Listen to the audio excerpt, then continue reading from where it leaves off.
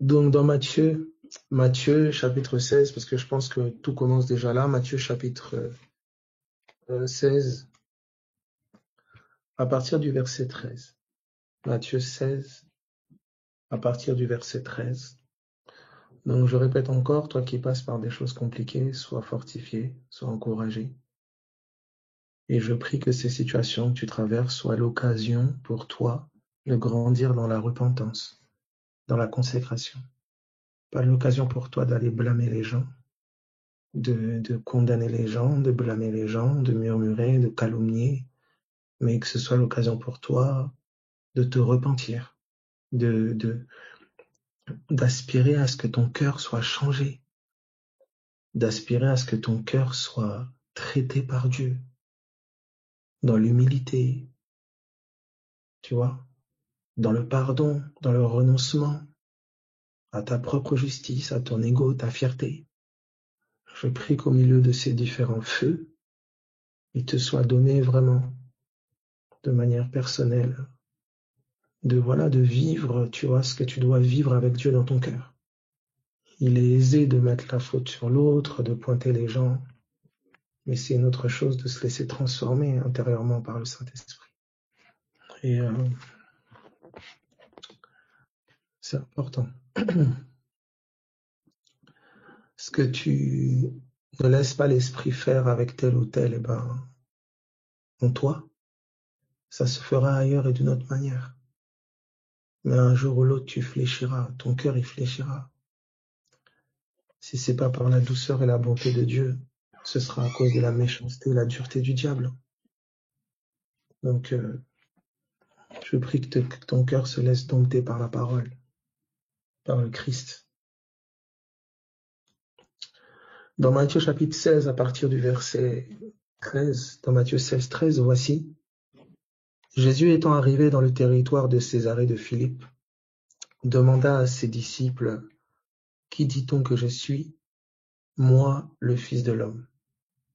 Donc, il est posé la question par Jésus. Jésus pose la question et dit, ben voilà, qui dit-on que je suis, moi? D'accord? Qui dit-on que je suis, moi? Et c'est fort ici, parce qu'il a marché avec eux, on est au 16e chapitre quand même, il a marché avec eux pendant un bon moment, et il leur pose la question, qu'est-ce qu'on dit de moi? Qu'est-ce qu'on dit de moi? La question est posée, qu'est-ce qu'on dit de moi? Et tout le monde répond, tout le monde se met à répondre. Tout le monde se met à répondre. Certains disent que tu es Jean-Baptiste, d'autres disent que tu es... les autres disent que tu es Élie, les autres disent que tu es Jérémie ou l'un des prophètes. Donc il y avait cette pensée déjà là que c'est comme si l'esprit de ces prophètes-là pouvait comme revenir. Alors je vais juste rapidement faire un petit crochet là pour mettre en lumière quelque chose rapidement. Dans Actes chapitre 7. Actes chapitre 7. Actes chapitre 7, à partir du verset 30. Acte 7, 30. Donc je lis Acte 7, 30. 40 ans plus tard, un ange lui apparut au désert. Donc on parle de Moïse. 40 ans plus tard, un ange lui apparut au désert de la montagne de Sinaï, dans la flamme d'un buisson en feu. Moïse, voyant cela, fut étonné de cette apparition, et comme il s'approchait pour examiner, la voix du Seigneur se fit entendre. Je suis le Dieu de tes pères, le Dieu d'Abraham, d'Isaac, de Jacob, etc. On peut aller au verset 35. Verset 35. Ce Moïse qu'ils avaient renié en disant qui t'a établi chef et juge, ce Moïse qu'ils avaient renié. Donc ils ont renié Moïse dans la chair, quand Moïse est allé vers eux, etc., pensant qu'ils comprendraient que Dieu leur accordait la délivrance. quand il est allé avec ses capacités, quand il est allé par lui-même, la parole dit sur Moïse qu'ils avaient renié en disant « Qui t'a établi chef et juge ?» Qui t'a établi? D'accord? Qui t'a établi chef et juge? Il y a quelque chose qui ne reconnaît pas euh, l'autorité de Moïse. Qui t'a établi chef et juge? Qui? Et là, il continue, il dit, c'est lui que Dieu envoya. C'est ce Moïse qui a été renié, c'est ce Moïse dont on n'a pas reconnu l'autorité. C'est lui que Dieu envoya. Et il précise quelque chose qui est très important, comme chef et comme libérateur. C'est lui. C'est lui qui n'avait pas été reconnu, c'est lui qui a été méprisé, qui a été renié, rejeté. C'est lui que Dieu va prendre pour renvoyer. Et il dit comme chef et comme libérateur avec l'aide de l'ange qui lui était apparu dans le buisson. Et ça, là, la grande différence. C'est que le Moïse qui avait été renié, le Moïse qui avait été, on peut le voir, hein, c'est à partir du verset, à partir du verset 23. Acte 7, 23. Acte 7, 23. Ça va pour tout le monde? Acte 7, 23. C'est bon? Ok, donc je lis. Il avait 40 ans, donc en parlant de Moïse, lorsqu'il lui vint dans le cœur de visiter ses frères, les fils d'Israël. À 40 ans, il eut à cœur d'aller visiter ses frères.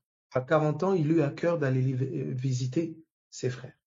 Donc, à 40 ans, il a à cœur d'aller visiter ses frères. Écoute bien cette phrase. À 40 ans, Moïse a à cœur de visiter ses frères. Il a à cœur, il a le souci de ses frères à 40 ans. C'est mis sur son cœur. Je répète, à 40 ans, Moïse a à cœur ses frères. À 40 ans, Moïse a à cœur ses frères. Il a à cœur de visiter ses frères. C'est pour ça que je dis ceci. Si ce n'est pas mis et déposé dans ton cœur, c'est compréhensible que les frères et sœurs soient méprisés. Je prie que Dieu lève des Moïse. Quand je dis lève des Moïse, que ce soit des Moïse, que ce soit des David, que ce soit que l'Esprit de Dieu puisse lever dans nos cœurs ces mêmes fardeaux. Et il eut à cœur de visiter ses frères. Et on dit au verset 24, il en vit un qu'on outrageait. Il en vit un qu'on outrageait. En allant visiter, il va découvrir qu'il y en a un qui est outragé, qui est attaqué, oppressé. Et prenant sa défense, donc il prend sa défense, et c'est bien, il prend sa défense, il fait ce qu'il peut. Il vengea celui qui était maltraité et frappa l'Égyptien. Et c'est là le problème. C'est que l'intention, elle est bonne. Il lui a à cœur d'aller visiter ses frères. Il envoie un qu'on maltraite. Il a à cœur de prendre sa défense. Mais le problème, c'est que le faire, le vouloir était bon, mais le faire est égyptien. Il vengea celui qui était maltraité et il frappa l'Égyptien. Donc qu'est-ce qu'il va faire? Il va tuer un Égyptien. Il va utiliser l'épée pour tuer. Avec sa capacité humaine, avec sa mentalité égyptienne, il va tuer un Égyptien. Son intention était de défendre son frère qu'il avait visité qu'on outrageait. Son intention était de se positionner pour son frère qui était maltraité. Mais sa mentalité égyptienne, son savoir-faire égyptien, son intelligence non renouvelée, fait qu'on a un Moïse qui est meurtrier, qui y va avec sa propre capacité et qui finalement finit par fuir On verra au verset 29 que Moïse prit la fuite. Donc il y a quelque chose dans Moïse qui était vraiment divin, authentique. Il a à cœur ses frères. Il va visiter ses frères. À 40 ans, il a un cœur, il a ce fardeau qui est déposé en lui. Mais sa mentalité, toute égyptienne, pas renouvelée, fait qu'il y va avec la capacité, la force égyptienne, la mentalité égyptienne. Et voici ce qu'il pensait. Voici ce qu'il pensait dans son cœur. Verset 25. Il pensait que ses frères comprendraient que Dieu leur accordait la délivrance par sa main. Il pensait qu'ils comprendraient que Dieu leur accordait la délivrance par sa main. Il pensait que ses frères comprendraient qu'il était le canal de leur délivrance. Mais ils ne comprirent pas. Au verset 26, le jour suivant, il parut au milieu d'eux, et comme ils se battaient,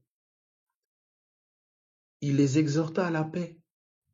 Il vient au milieu d'eux, ils sont en train de se battre, se disputent. Et puis, il les exhorte à la paix. Faites la paix, il les exhorte à la paix. Hommes, dit-il, vous êtes frères. Pourquoi vous maltraitez-vous l'un l'autre? Vous êtes frères. Mais celui qui maltraitait son prochain le repoussa en disant, qui t'a établi chef et juge sur nous? Vous voyez? Celui qui maltraitait va défier Moïse. Qui t'a établi chef, juge sur nous? Celui qui maltraitait. Celui qui maltraitait. Est-ce que tu sais que tu peux maltraiter une âme avec la langue? Proverbe 12.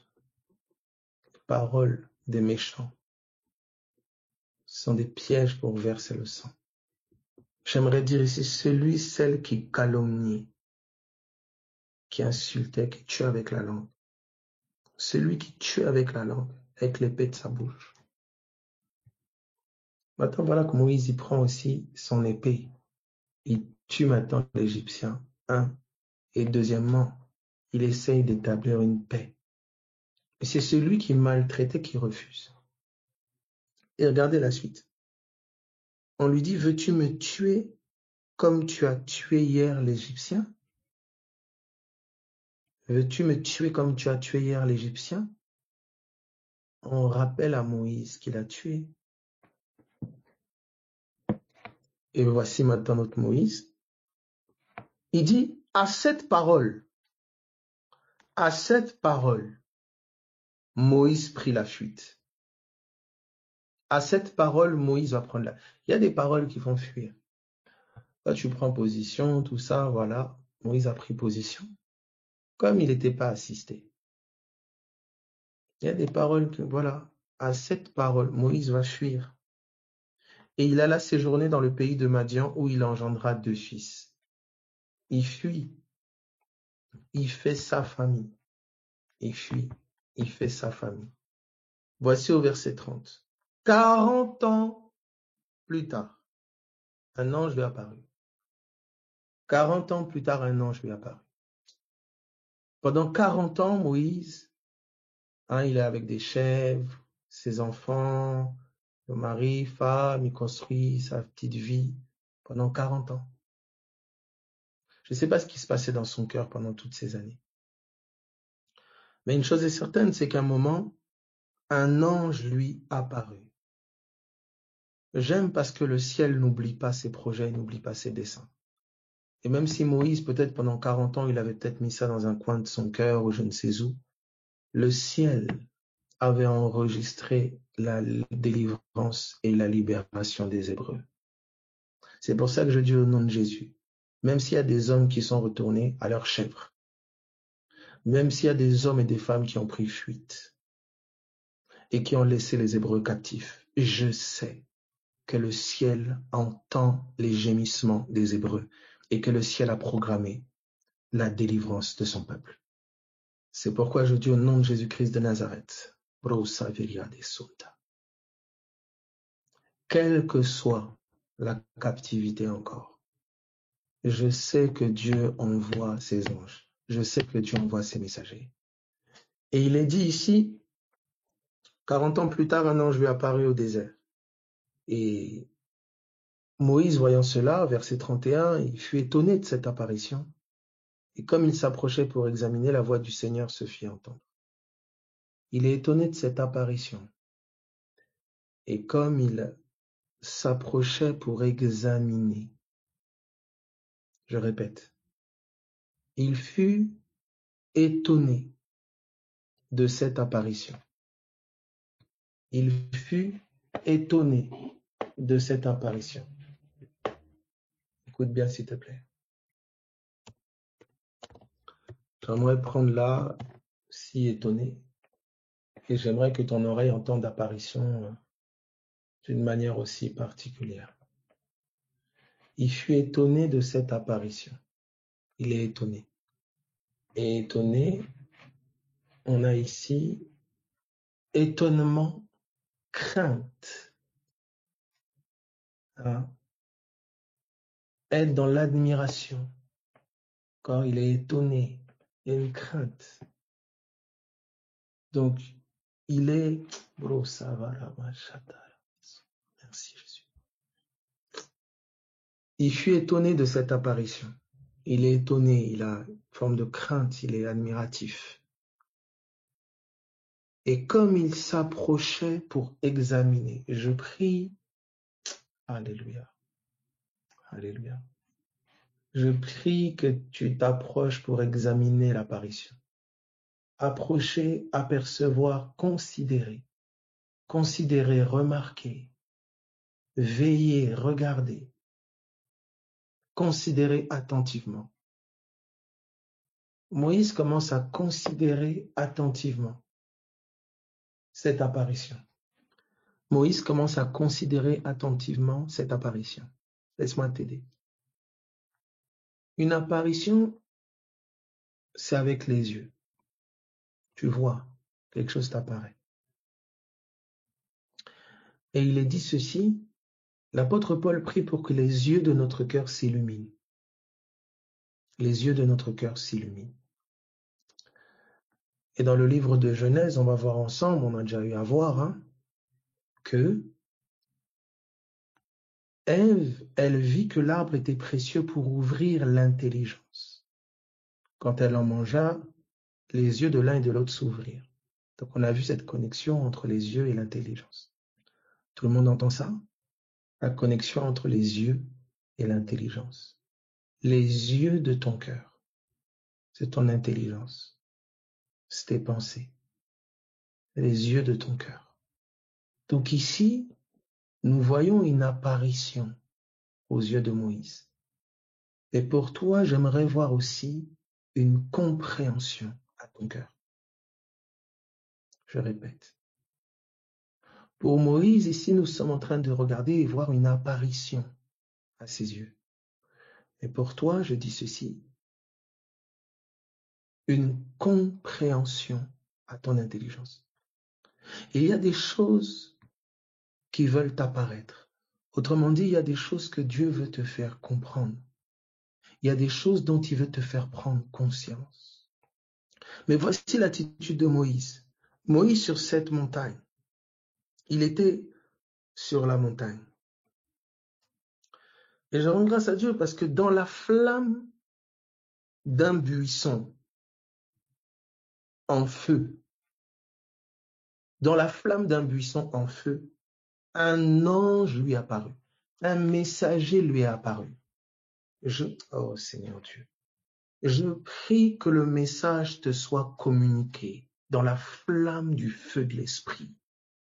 Je prie qu'au travers d'un buisson en feu, que la voix du messager se fasse entendre à toi, qu'elle puisse apparaître à ton intelligence, que les yeux de ton cœur puissent voir et contempler le message que Dieu veut te faire parvenir.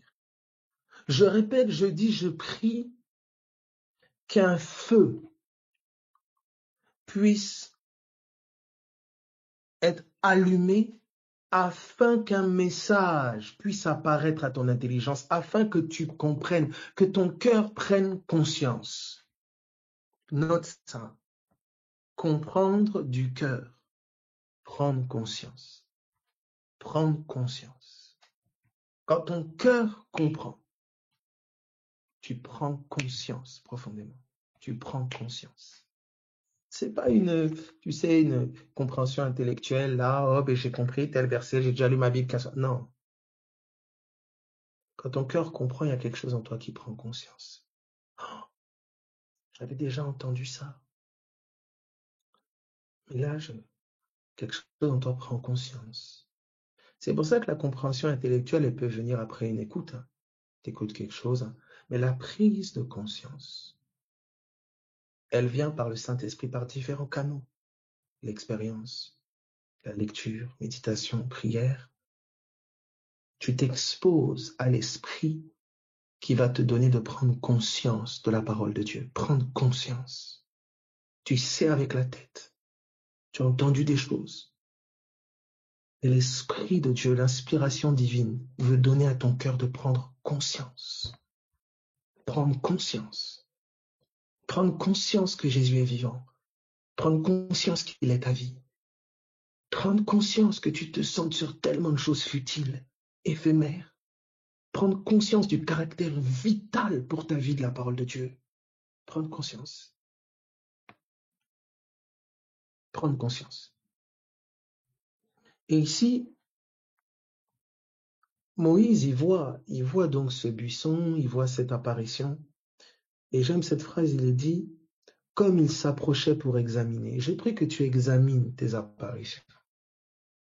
Le Seigneur te donne de comprendre des choses, mais tu n'es pas attentif, tu ne considères pas attentivement. Superficiel.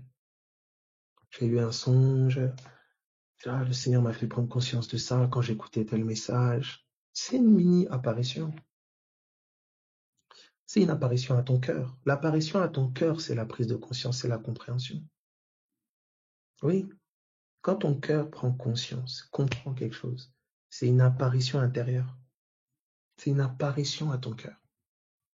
Parce que les yeux de ton cœur, c'est ton intelligence, c'est tes pensées. Donc quand tes pensées sont illuminées, quand le Seigneur te donne de comprendre quelque chose, il te fait comprendre quelque chose dans ton cœur. C'est une apparition que ton cœur vit. Il y a comme plusieurs degrés d'apparition. Et regarde ce qui est arrivé. Donc à la compréhension de cœur que Dieu te donne. Regarde ici. Il dit, il s'approcha pour examiner. Il examine. Quelque chose lui est apparu, mais il examine. Examiner là, c'est considérer attentivement. Il considère attentivement. Il prête attention.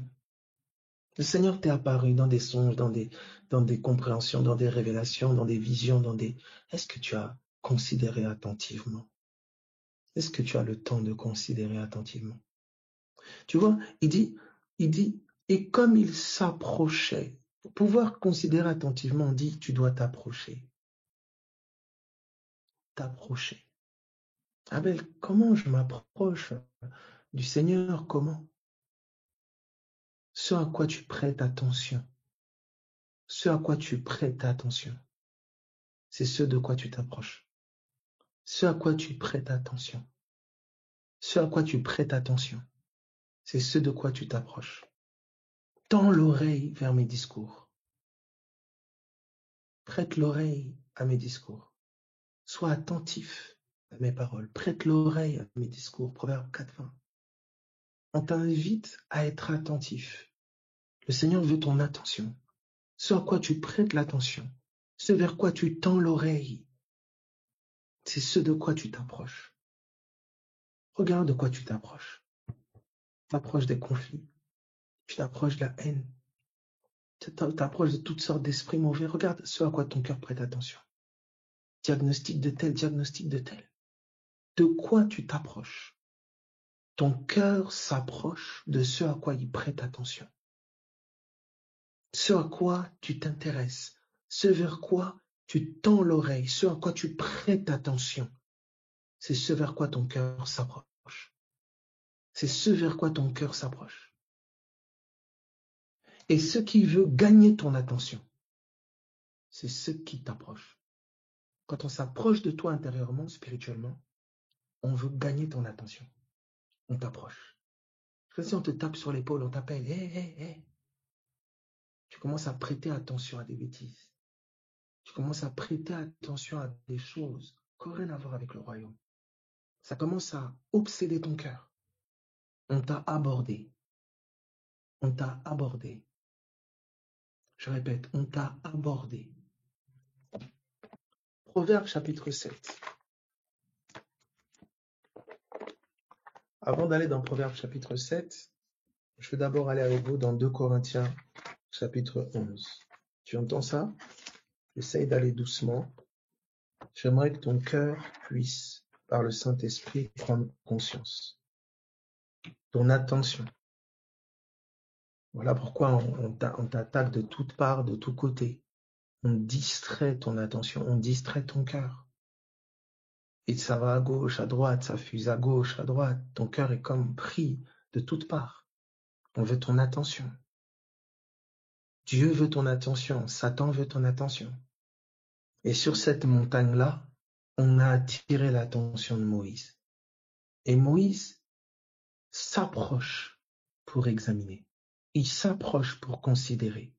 Je prie que tu t'approches pour considérer, que tu t'approches de l'apparition, que tu t'approches de la révélation qui t'a été donnée, du message qui t'a été communiqué, que tu t'en approches, que tu y prêtes attention, que tu considères attentivement. Tu t'approches. Tu t'approches. Regardez ce qui est dit ici. Donc vous entendez le « approchez-vous de moi ». Je reformule, prêtez-moi votre attention. Prêtez-moi votre attention. Abel, comment je peux prêter attention? Donc comment je peux m'approcher de Dieu? Prête attention à sa parole. Prête attention au témoignage qu'il a rendu. Prête attention à sa parole. Je prête attention. Je prête attention. Alors voici ce qui est dit ici. Nous sommes dans 2 Corinthiens 11. 2 Corinthiens 11, verset 3. Mettez-moi Y si c'est OK. Mettez-moi Y si c'est OK. 2 Corinthiens 11 à partir du verset 3. Tu peux recevoir beaucoup de choses mais être très distrait. Tu peux recevoir beaucoup de choses et ne pas prêter attention. Comme tu peux recevoir peu de choses et prêter profondément attention au peu qui t'a été donné. Donc, il ne s'agit pas seulement de recevoir, mais il s'agit aussi de considérer attentivement ce que j'ai reçu. Je répète, il ne s'agit pas seulement de recevoir, mais il s'agit aussi de considérer attentivement ce que j'ai reçu. Alors ici dans 2 Corinthiens chapitre 11 à partir du verset 3, je lis. Je sais qu'on veut détourner ton attention, mais pendant que je suis en train de parler au nom de Jésus, que la voix de Dieu résonne plus fort dans ton cœur. Que la voix de Dieu résonne chez toi au nom de Jésus-Christ de Nazareth. Que sur ces légers mots, ces faibles mots, que le Saint-Esprit les accompagne pour que ton attention soit pleinement gagnée à Christ. Je prie que toutes les tentatives de l'ennemi qui essayent de détourner ton attention de ce que le Seigneur essaye de te dire, de la pensée qu'il t'a communiquée de diverses manières, je prie au nom de Jésus que ces choses soient renversées. Elles tombent maintenant dans le nom de Jésus-Christ de Nazareth. Je prie maintenant, au nom de Jésus-Christ de Nazareth, que ton attention soit tournée vers la promesse que Dieu t'a faite. Je prie que ton cœur soit entièrement tourné vers ce que l'Esprit de Dieu essaie de te communiquer depuis peut-être des années, des mois, des semaines, je ne sais pas. Dans 2 Corinthiens chapitre 11 à partir du verset 3. 2 Corinthiens 11, 3. Je lis. Toutefois, 2 Corinthiens 11, 3, de même que le serpent séduisit Ève par sa ruse. Je crains que vos pensées ne se corrompent De la même manière que le serpent a séduit Ève, c'est-à-dire le serpent a approché Ève, a eu son attention, il a abordé Ève, il a eu son attention et il a détourné Ève. Il a persuadé Ève, il a séduit Ève. Il dit de la même manière que Ève a été séduite ainsi, approchée par le serpent. Il dit, je crains que vos pensées ne se corrompent. Il est en train de dire, je crains que tes pensées soient approchées et qu'elles soient corrompues, qu'elles soient séduites, qu'elles soient détournées. Il compare Ève à tes pensées. Il compare Ève à tes pensées. Est-ce qu'on peut évoluer? Est-ce que ça va pour tout le monde? Alléluia. Est-ce que ça va? Gloire à Jésus. Gloire à Jésus. Donc le serpent a approché, et voici, il dit, je crains que tes pensées se corrompent et se détournent de quoi? Détournement des pensées. Détournement des pensées. Il dit, de la simplicité à l'égard de Christ. De la simplicité à l'égard de Christ. Et le mot simplicité ici, il y a la notion de sincérité, de sainteté aussi, de libéralité. Hein? Donc, il dit, je crains que tes pensées se détournent de la simplicité, de la sincérité vis-à-vis de Christ, à l'égard de Christ, de la libéralité à l'égard de Christ, de la sincérité à l'égard de Christ, à l'égard de Christ, comme quelque chose qui essaye de corrompre mes pensées et me détourner de la sincérité à l'égard de Christ, me détourner de la simplicité à l'égard de Christ, la notion de sincérité, de libéralité à l'égard de Christ, vis-à-vis de Christ, à l'égard de ses vis-à-vis d'eux, à l'égard de Christ. Il y a quelque chose qui veut me détourner de la sincérité en Christ. Hein? Ici, à l'égard, vous l'avez traduit aussi par haïs, qui est traduit par en, dans, pour, envers. D'accord? Donc, il y a quelque chose qui veut me détourner de la sincérité en Christ, de la libéralité en Christ. On veut détourner quoi? Mes pensées. Que mes pensées ne soient plus sincères vis-à-vis de Christ, libérales vis-à-vis de Christ, qu'elles soient détournées. Je veux Christ, mais j'ai un calcul derrière. Il y a un détournement, il y a une corruption. Et les épreuves et les situations révèlent la qualité de ma sincérité. Cette chose qui n'est pas obtenue met en lumière que mon cœur ne désirait pas sincèrement uniquement Christ. Et vous savez, le serpent a approché les enfants d'Israël. Il a approché Jésus dans le désert. Le désert est le lieu où ma sincérité à l'égard de Christ est mise à l'épreuve. Que veux-tu? Qui cherches-tu? Que cherchez-vous? Voici, on est ici, dans ce détournement ici. Pendant que je parle ici, cette phrase a résonné. Je vais avec vous dans Luc. C'est Jean, chapitre 1er. Gloire à Dieu. Jean, chapitre 1er, à partir du verset 35. Jean 1, 35. Voici. Jean 1, 35, mettez Y si c'est OK. Ça va se révéler avec le temps. Ah non, moi Seigneur, j'ai toujours, c'est toi que je veux plus que tout. Ah bon? OK. Depuis que l'homme est là, la femme est là, l'enfant est là, l'argent est là, le travail est là. Et je te vois plus. Depuis que tu passes par ce feu, cette situation et autres, je t'intéresse plus. La sincérité à l'égard de Christ. Voici la question ici, il y a au verset 35 de Jean 1, 35, le lendemain, Jean était encore là avec 2 de ses disciples. Ayant regardé Jésus qui passait, il dit, voilà l'agneau de Dieu. Il voit Jésus qui passe et dit, voilà l'agneau de Dieu, c'est lui. Les 2 disciples entendirent prononcer ces paroles et ils suivirent Jésus. C'est fort. Les 2 disciples entendent prononcer ces paroles et ils se mettent à suivre Jésus. Ils suivent pas Jean, ils laissent Jean, ils suivent Jésus. Jean a indiqué, voici l'agneau, c'est lui. Et les deux disciples se mettent à suivre Jésus. Jésus se retourna et voyant qu'ils le suivaient, il leur dit, que cherchez-vous? Essayons un peu de... Voilà. Jésus se retourne et il vit, voilà, il vit qu'ils le suivaient. Il pose la question, mais que cherchez-vous? Donc cette question s'adresse à des personnes qui le suivent, qui ont entendu une voix qui a dit, voici l'agneau, une voix qui a témoigné, des cœurs qui ont vu l'agneau, des cœurs à qui l'agneau est apparu, qui le suivent, qui veulent marcher dans ses pas, qui veulent être semblables à lui, qui veulent refléter sa vie, le suivent. Et voici que ce maître se tourne et pose la question, que cherchez-vous? Que cherchez-vous? Et dans Matthieu chapitre 16, qu'on a pris de base, si on peut y retourner, Matthieu chapitre 16, c'est ces deux questions qui soulèvent, je pense, ce soir. C'est ces deux pensées qui se réveillent dans mon cœur. Comme deux questions.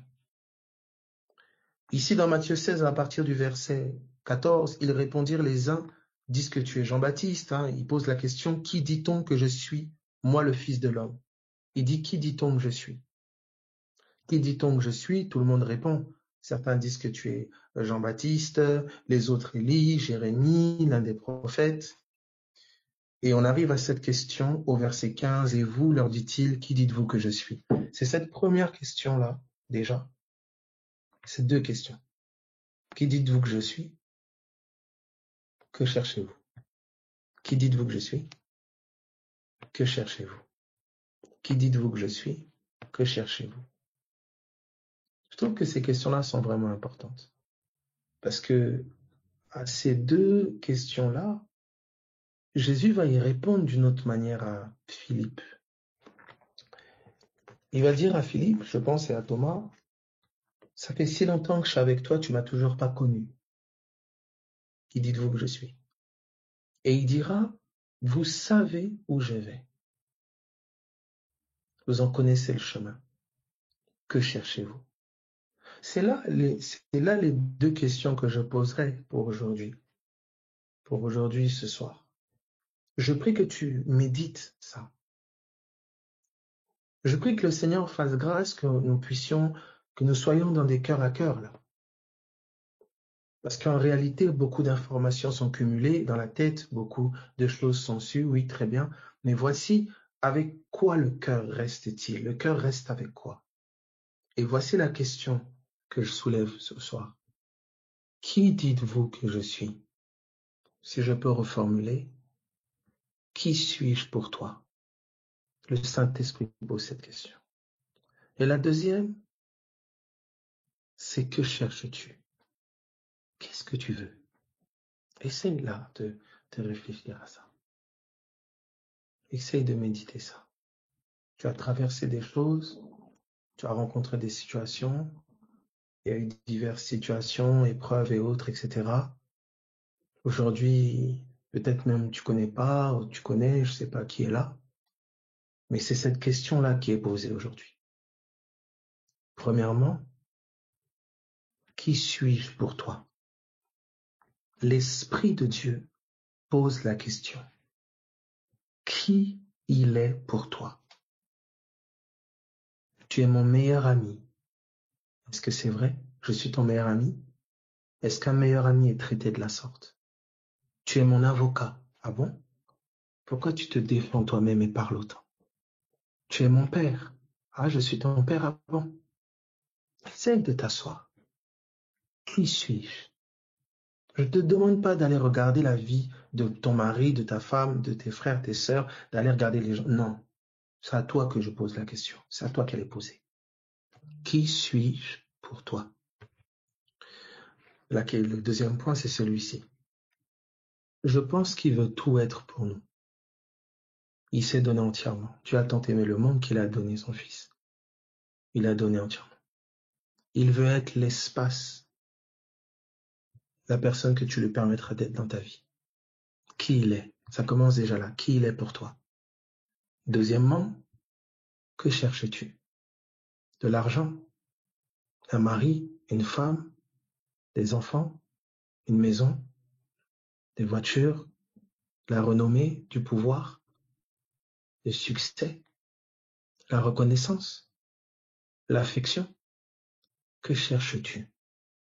Alors, est-ce que c'est mauvais de rechercher l'argent, maison, voiture, femme? Non. Mais on est en train de parler à des gens qui le suivent. Et voici la réponse. Premièrement, déjà ici, de Pierre. Simon-Pierre répondit, « Tu es le Christ. » Simon-Pierre a répondu, « Tu es le Christ. » C'est quoi? Il a répondu, « Tu es l'élu. » Est-ce qu'il est l'élu pour toi? Il peut être l'élu pour d'autres. Il peut être celui que le cœur de ton voisin a élu. Élu père, élu mère, élu meilleur ami, élu époux, élu être semblable. Il peut être l'élu pour ton voisin. Mais pour toi, est-ce qu'il est l'élu de ton cœur? Ou est-ce que c'est maman l'élu? Est-ce que c'est toi l'élu? Il pose ici Pierre, il dit, tu es l'élu. Tu es le Christ. Tu es le Fils de Dieu. Et regardez la suite ici. Il répond à Pierre, verset 17. Jésus, reprenant la parole, lui dit, tu es heureux, Simon, fils de Jonas. Il y a une joie à faire de lui l'élu, à en discerner qu'il est l'élu. Il y a une joie dans ça. Je suis heureux. Il n'y a pas de miracle, pas d'argent, pas de maison. Tu es heureux. Comment ça heureux? Parce que ce n'est pas la chair et le sang qui t'ont révélé ça, c'est mon Père qui est dans les cieux. C'est quoi la source de ton bonheur? Tu es heureux. C'est quoi la source de ta joie? Et Jean me dit, c'est pas la chair et le sang qui t'ont révélé ça, c'est mon Père qui est dans les cieux. Cette révélation n'est pas venue d'un homme.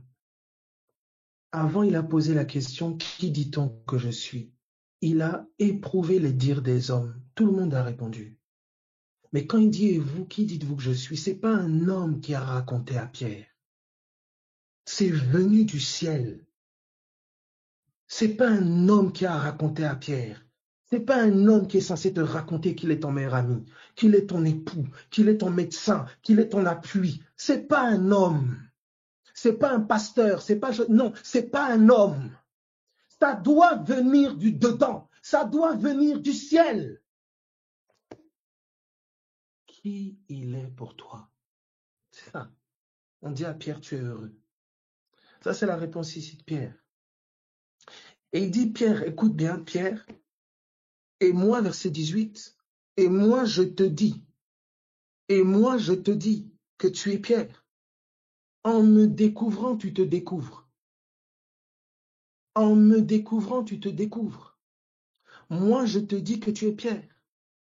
Il dit, et sur cette pierre, je vais bâtir mon église. Sur la révélation que tu viens d'avoir là, c'est-à-dire de qui je suis pour toi. Qui je suis, c'est là que la communion, c'est là que l'église doit être bâtie. L'église est bâtie avec des hommes dont le fondement est la révélation de ce qu'ils ont reçu de Christ.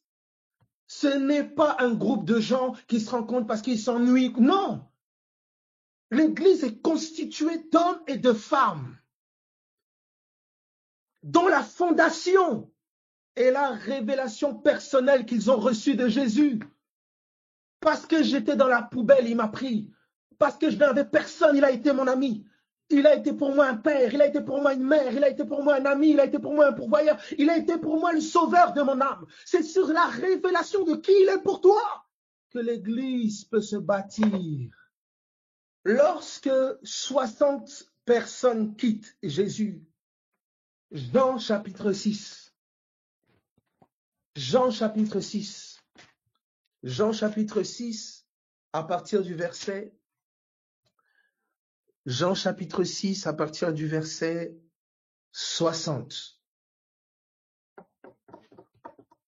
Jean chapitre 6 à partir du verset 60. Si ça ne résonne pas en toi, si cette question qui t'est posée, qui suis-je pour toi, il n'y a pas de réponse, ça ne résonne pas, écoute, cherche, approche-toi. Tends l'oreille, c'est ce qu'on a dit tout à l'heure, prête attention, reste pas comme ça. Reste pas comme ça. Arrête d'accumuler de connaissances dans ton cerveau, et quand il s'agit de vivre, quand il s'agit de goûter qui il est, quand il s'agit de se positionner pour lui, d'endurer, de porter, de je ne sais, la personne. Parce que il peut être au travers de toi que ce qu'il a été pour toi. Comment tu vas faire miséricorde si tu n'as pas connu sa miséricorde? Comment? Tu cracheras sur les gens, tu mépriseras parce que tu oublies, tu ne sais pas qui il est pour toi, combien il t'a porté toi. Parce que la première des choses quand il pose à Pierre, Pierre, m'aimes-tu Pierre? Pierre, est-ce que tu m'aimes? Oui, maître, je t'aime. Il dit, ok, paie mes brebis.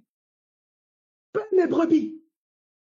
Le souci prioritaire de celui qui t'a sauvé, le souci majeur de celui qui t'a sauvé, c'est son corps.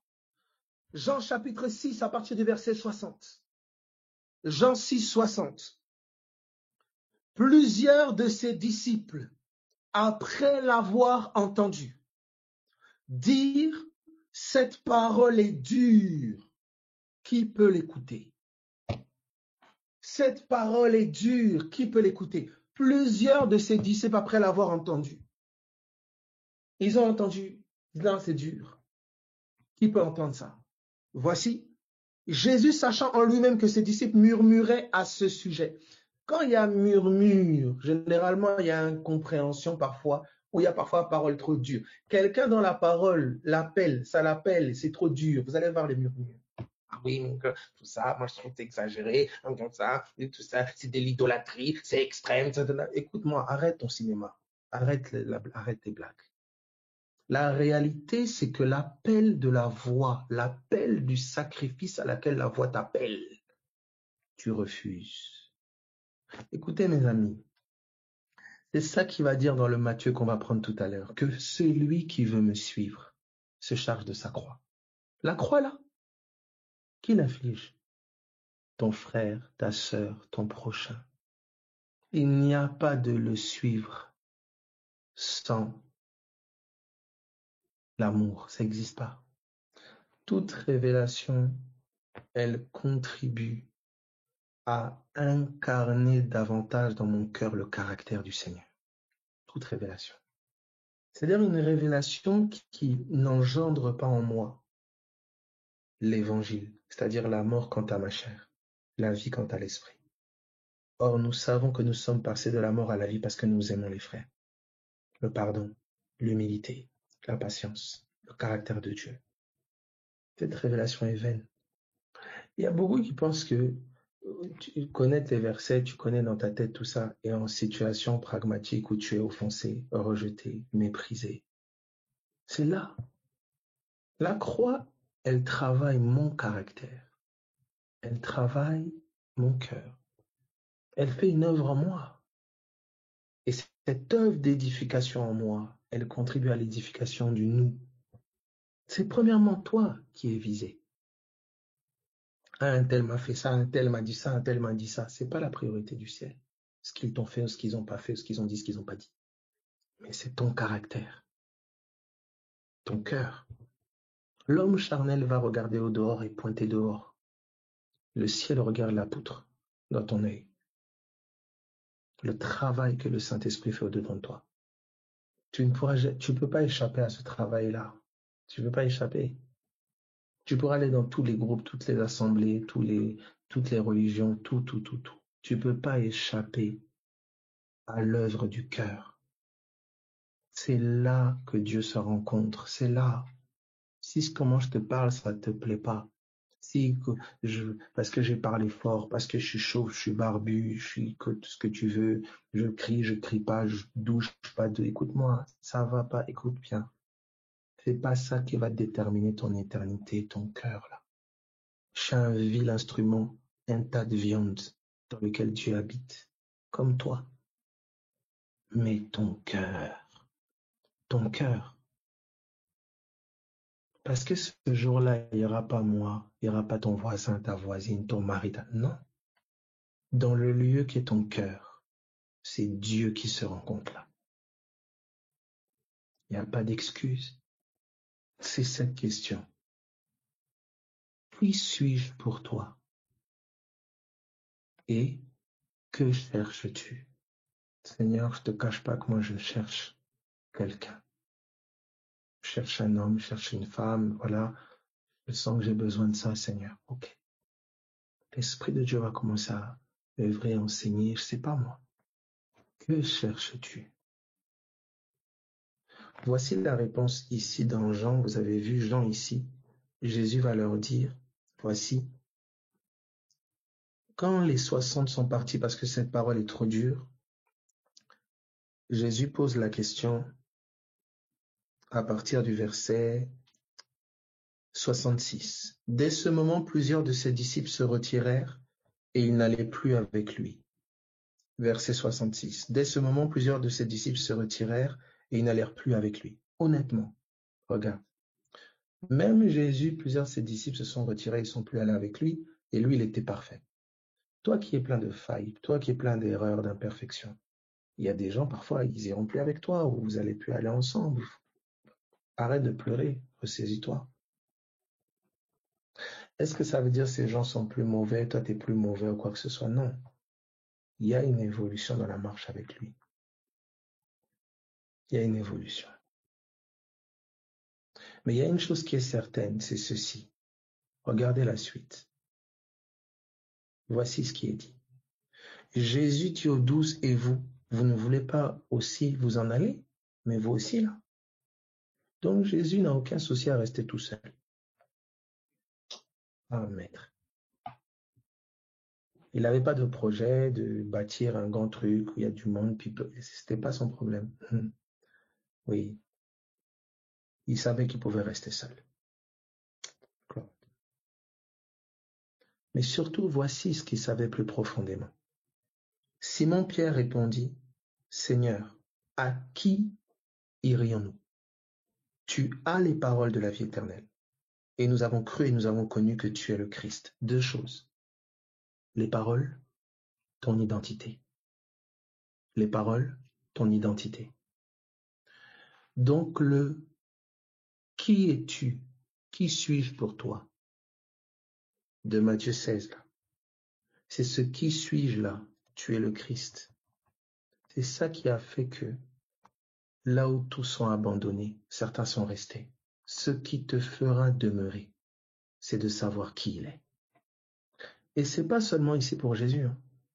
Il est dit, nous ne connaissons plus personne selon la chair. Ça veut dire que même ton frère, ta sœur, là, de savoir qui elle est, qui il est, c'est ça qui fera demeurer au milieu des feux, au milieu des tempêtes. Ne marchez pas comme ça sans savoir, sans avoir une révélation intérieure de ce que ce Jésus a été et est pour toi.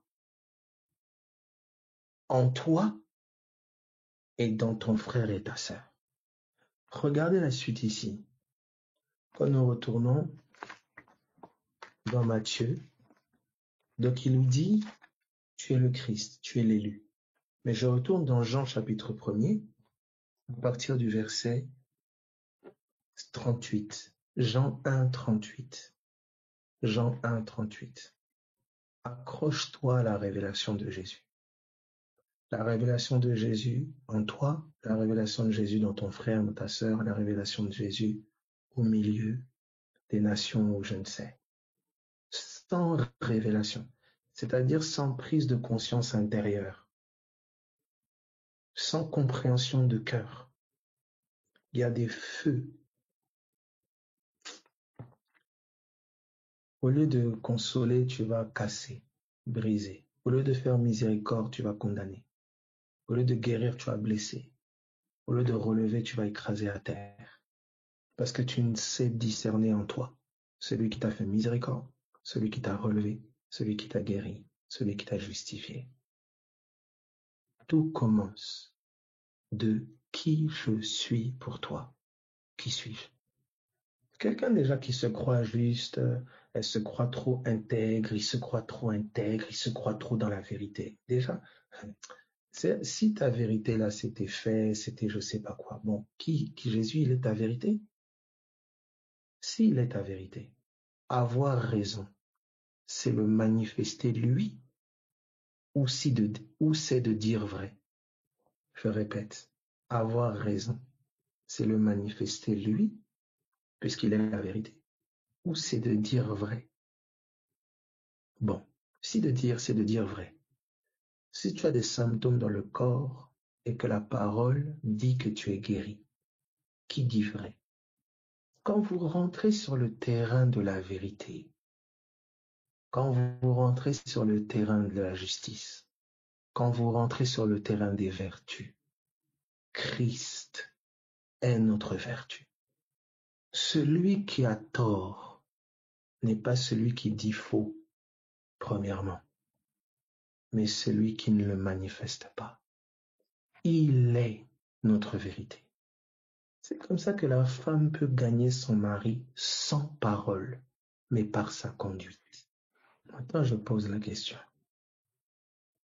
Dans toute ta colère, ton amertume, ton animosité, tes grands étendards que tu lèves pour condamner, blâmer, tout ça, où est l'humilité? Où est la vertu? Où est le caractère de Christ? Ah, mais c'est injuste. Christ n'a pas été injustement crucifié. Est-ce que tous ces gens qui disaient crucifier le meurtrier, ils disaient vrai? Mais pourtant, les hommes ont donné raison à ces hommes-là. Mais le ciel a justifié Jésus. Pas parce qu'il a parlé, mais parce qu'il a été. Il a été le pardon. Il a été l'humilité. Il a été l'amour.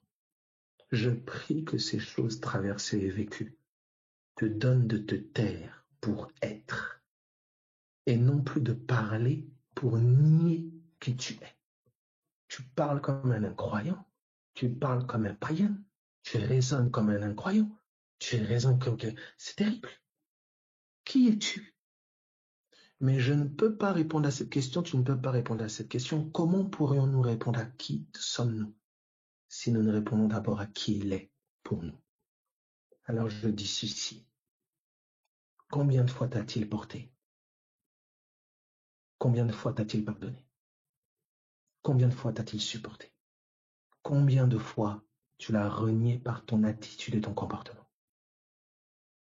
Combien de fois tu as été injuste vis-à-vis de lui? Combien de fois tu as manqué de sincérité? Combien de fois tu as fait des promesses que tu n'as pas tenues? Combien de fois tu as fait des vœux que tu n'as pas respectés?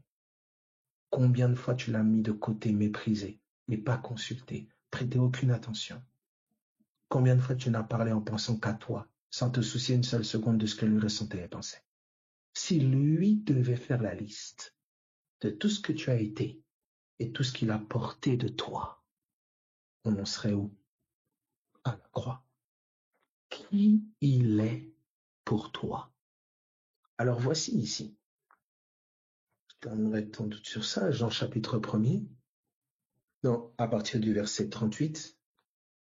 Jésus se retourna et voyant qu'ils le suivaient, il leur dit: que cherchez-vous? Ils lui répondirent: Rabbi, ce qui signifie maître. Où demeures-tu? Ça m'a beaucoup frappé. Où demeures-tu? Oui. Il cherche à savoir où est-ce qu'il demeure. Donc, il cherche quoi? La demeure de Christ. Bon, est-ce que tu sais qu'il cherche l'église? Écoute-moi, s'il te plaît, attends. Il se tourne vers eux, il pose la question. Bon, vous me suivez là. Que cherchez-vous? Rabbi, maître, où demeures-tu? On cherche ta demeure. Où est-ce que tu résides? Et j'aime, il dit ceci. Venez, leur dit-il, et voyez. Ils allèrent et ils virent où il demeurait. et ils restèrent auprès de lui ce jour-là. C'était environ la 6e. Venez, voyez. Et ils allèrent et ils virent où il demeurait et ils restèrent auprès de lui. J'aime ça. Ils ont vu et ils sont restés. Certains ont vu, ils ont quitté. Cette parole est trop dure.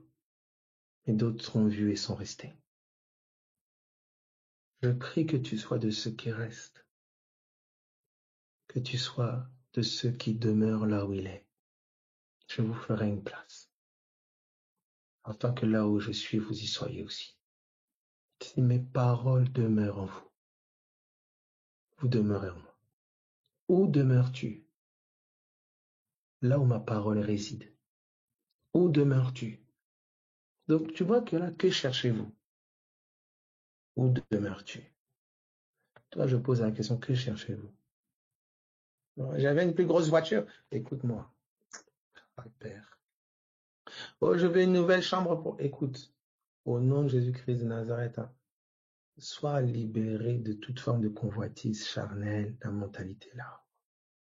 Si tu peux être là où il demeure, on dit toutes ces choses vous seront données par-dessus. Premièrement, là où il demeure. Essaye de réfléchir. Que cherches-tu? Moi, je cherche là où il demeure. Bon. Maintenant, regarde, je termine là. 1 Jean, chapitre 2, 24. Je dis deux choses, l'identité et la quête. L'identité, tu es le Christ, tu es l'élu. La quête, où demeures-tu? Voici les réponses à ces deux questions. Toi, maintenant, examine. Il est l'élu? Qui il est pour toi? 1. 2. Que cherches-tu? Le lieu de sa demeure. Regarde ce qui est dit maintenant. 1 Jean 2, 24. Parce que si tu cherches le lieu de sa demeure, si tu as la révélation que tu es sa demeure, bon, tu vas chercher encore quoi? Tu vas pas rendre grâce? Tu vas pas élever son nom? Tu vas pas remercier Emmanuel, Dieu avec toi? Tu vas encore continuer à murmurer?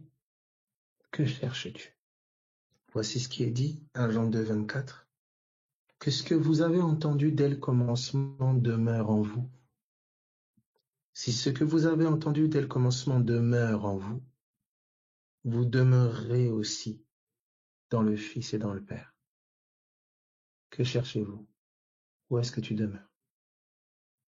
Il dit, c'est ce que vous avez entendu dès le commencement demeure en vous. Vous demeurez en moi. Qu'est-ce que le Seigneur t'a fait entendre depuis le commencement? Depuis le temps où il s'est révélé à toi? Que cherches-tu? Où est-ce qu'il demeure? Si tu cherches où est-ce qu'il demeure, alors tu cherches le souvenir de ce qu'il t'a dit dès le commencement. Où sont les paroles qu'il t'a données? Où sont les paroles qu'il t'a fait entendre? Où sont les choses qu'il t'a dites? Que ce que vous avez entendu dès le commencement demeure en vous. Si ce que vous avez entendu dès le commencement demeure en vous, vous demeurerez aussi dans le Fils et dans le Père. Et il y a une promesse. Et la promesse qu'il nous a faite, c'est la vie éternelle. Bon, réfléchis un peu. 2 questions. Qui suis-je pour toi? Que cherches-tu? Réponse des disciples. Je n'ai pas dit ta réponse, réponse des disciples. Tu es l'élu. Tu es le Fils de Dieu. Deuxième réponse, où demeures-tu? Là où tu es, c'est là où nous voulons être. Tu es dans la paix, nous voulons être dans la paix. Tu es dans l'humilité, nous voulons être dans l'humilité. Tu es dans le pardon, nous voulons être dans le pardon. Que cherches-tu? Que cherches-tu? Il dit, où demeures-tu? Très bien. Il dit maintenant, si ce que vous avez entendu dès le commencement demeure en vous, vous demeurez, vous demeurez. Donc où est-ce qu'il demeure, hein? C'est lié à ce que tu as entendu de lui. C'est lié à ce que tu as entendu de lui. Essaye un peu de t'asseoir. Médite ces 2 questions. Qu'elles tournent dans ton cœur au nom de Jésus. Mon fils, ma fille, qui suis-je pour toi? J'aime cette phrase d'Elkana qui dit à Anne, est-ce que je ne vaux pas pour toi plus que 10 fils? Question d'un époux à son épouse. Voici ici Où demeures-tu? Où demeures-tu? Donc je prie, c'est ma prière au nom de Jésus-Christ de Nazareth, que nos cœurs vraiment puissent trouver ces réponses-là. La sincérité à l'égard de Christ. Voici sincèrement ce que tu es pour moi, Seigneur. Et voici sincèrement ce que je cherche. Je prie que toute tentative du serpent qui tenterait de détourner tes pensées de la sincérité à l'égard de Christ soit renversée au nom de Jésus. Et que si nos cœurs, d'une manière ou d'une autre, on pervertit ce qu'il est pour nous ou cherche autre chose que lui, que nos cœurs soient renouvelés. Que son esprit suscite en nous la révélation de qui il est et le désir de le chercher lui. Ça s'établit au nom de Jésus pendant qu'on le parle. Médite ça. Médite ça. Donc soyez encouragés, soyez fortifiés. Passez vraiment une bonne soirée, une bonne nuit. N'oublie pas, c'est lui qui met le vouloir. Ce n'est ni la chair ni le sang qui t'ont révélé ces choses, c'est mon Père qui est dans les cieux. Donc il nous invite à prêter attention à ce qu'il nous dit pour qu'il puisse susciter en nous la révélation de qui il est et le désir de le chercher lui. Seigneur, aide-nous. Aide-nous. Donc soyez encouragés, soyez fortifiés, que le Seigneur vraiment te soutienne, qu'il puisse vraiment soutenir ton cœur dans tout ce que tu traverses, que tu puisses le chercher lui, avant même la guérison, avant même la délivrance, avant même quoi que ce soit d'autre. Parce qu'il est ta guérison, il est ta délivrance. Je crois que en le touchant ou te laissant toucher, des choses vont prendre place au-delà de ce que tu peux penser et imaginer.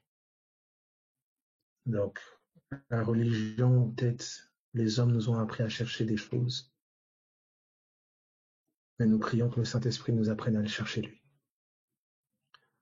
Donc, soyez encouragés, soyez fortifiés, et je prie vraiment que tu puisses considérer l'apparition, examiner, afin que la voix se fasse entendre au nom de Jésus. Donc, sois fortifié là où tu es, sois vraiment consolé, que le Seigneur vraiment te soutienne dans tous tes combats, toutes tes peines, toutes tes douleurs, que toute forme de culpabilité, de condamnation soit levée de toi, et que la voix de la repentance résonne en toi, la voix de l'appel de l'Esprit, qui t'appelle à une intimité plus profonde, à une considération plus profonde de ces voix, que cette voix résonne vraiment dans ton cœur au nom de Jésus. Et que toutes les voix qui essaient de t'accabler, de te mettre à terre et de te laisser à terre au nom de Jésus, qu'elles soient réduites au silence. Au nom de Jésus-Christ de Nazareth. Sois encouragé là où tu es. Au nom de Jésus. Soyez bénis. Bonne nuit.